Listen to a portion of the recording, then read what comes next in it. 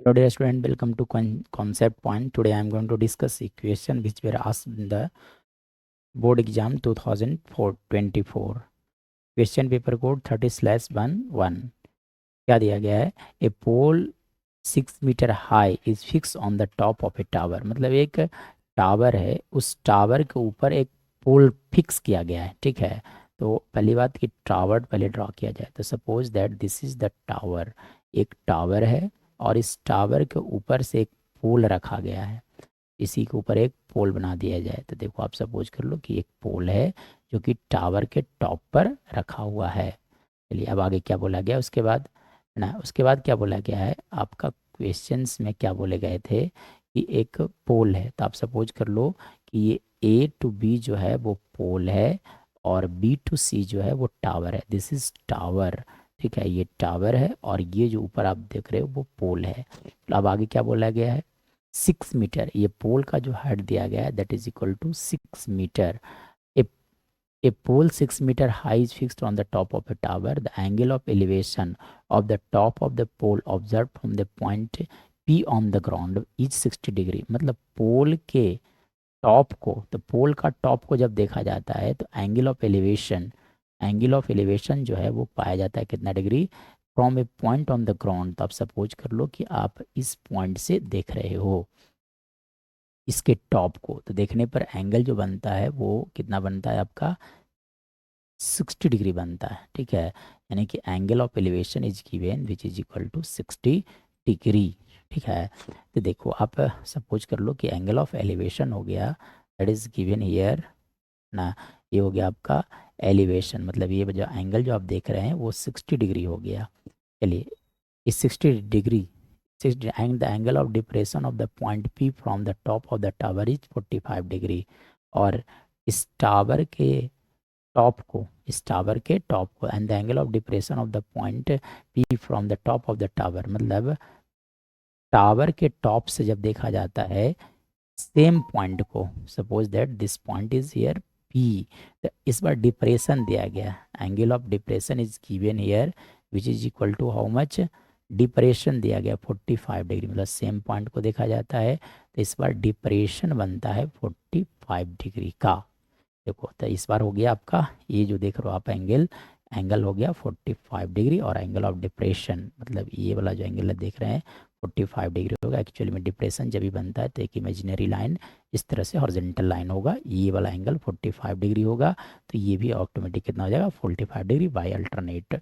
उसके बाद फिर क्या बोला है? Find the height of the tower. Height of the tower मतलब BC का लेंथ क्या होगा, साथ साथ distance of the point from the foot of the tower, मतलब PC का लेंथ क्या होगा, ये दोनों फाइंड आउट करना है। ठीक है, चलिए, तो इसके लिए क्या किया जाए? देखो, हाइट एंड डिस्टेंस के क्वेश्चंस को बनाने बहुत आसान होते हैं। दो ट्रायंगल लेना है, दोनों ट्रायंगल में सेम वैल्यू को कैलकुलेट कर लेना है। ठीक है, चलो तो आ जाओ। इन ट्रायंगल, सबसे पहली बात मैं बड़ा सा ट्रायंगल लेता हूँ APC। In triangle APC we have, ठीक है, in triangle APC we have, और we can write here as in APC लिखा जा सकता है कि tan 60 डिग्री, तो tan थीटा इजकल टू लिखा जाता है P/B, मतलब आप लिख सकते हैं यहाँ से AC/PC। चलिए, tan 60 डिग्री का वैल्यू हो गया √3 इजकल टू AC।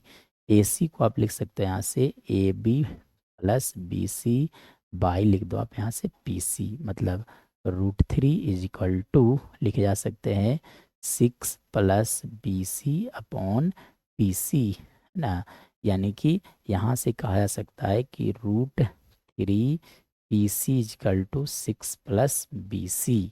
चलिए, this is condition number 1। Now अब देखो सेकंड कंडीशन के लिए, तो ऐसा ट्रायंगल ढूंढा जाए। तो देखो, इन ट्रायंगल ABC, ठीक है, चलो आ जाओ।